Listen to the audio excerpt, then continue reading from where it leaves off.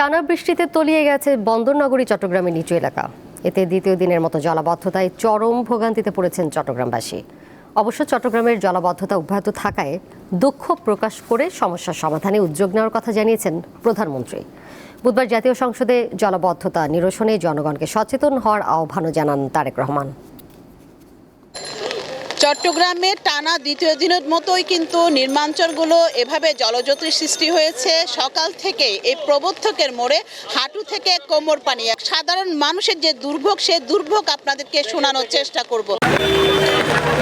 অবস্থা বেশি খারাপ। এখানে চট্টগ্রাম মেডিকেলে আমার এক বন্ধুর বাচ্চা দেখতে আসলাম, কিন্তু এই অবস্থা হবে জানলে তো আসতাম না। বন্দরনগরী বলে কথা, এটা আরো উন্নত হওয়া দরকার। পানি সামনের দিকে বুক ভ্রমণ পানি, একান্ডু পর্যন্ত পানি। দুর্ভোগ তো অনেকেই দুর্ভোগ। জিসি মোড়ে আমার বাসা, তো আমি যে এখন বাসায় যাব এই আবার পানি মারিয়ে যেতে হচ্ছে আর কি। গতকালকে অফিস শেষ করে সেম এতটুকু পানিতে এখান দিয়ে যাওয়া লাগছে, আর কোনো ওয়ে নাই। যে ফার্মাসিউটিক্যালে জব করি, এখন আবার অফিসে যাইতে হচ্ছে। তো আমরা আমাদের জবের জন্য আসলে এত কষ্ট করে যাইতে হচ্ছে। রিক্সাওয়ালারা খুবই কষ্ট করতেছে, সবার অনেক কষ্ট, খুব বেশি কষ্ট। কষ্ট তো হচ্ছে। এখানে তো মনে করেন যে পানিগুলো উঠতেছে, নালার যে কাজ করতেছে ওরা, যে মনে করে একটা করে তো একটা শেষ করে তো আরেকটা করছে না। এটা আমাদের জন্য একটা সম্পূর্ণ ব্যর্থতা, আর কিছু না।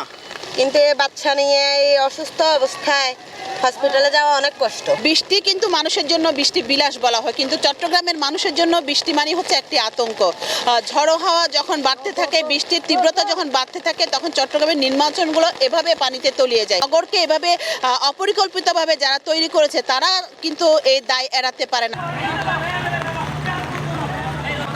এক গলা পানি হয়েছে আমাদের, দেখেন অনেক কষ্ট। সময় যে দেখেন তো বন্ধ হয়ে গেছে, দেখেন না পানি উঠে গেছে, কাস্টমার আসতে পারতেছে না, তারপর অনেক মাল নষ্ট হয়ে গেছে। চট্টগ্রামের এই জলাবদ্ধতার অভিশাপ থেকে সাধারণ মানুষ কিভাবে মুক্তি পাবে, সেটি কিন্তু আজ সংসদ ভবনও যে প্রধানমন্ত্রী তারেক রহমান তিনিও বলেছেন সবাইকে যেন তাড়াতাড়ি এখান থেকে মুক্ত করা হয়।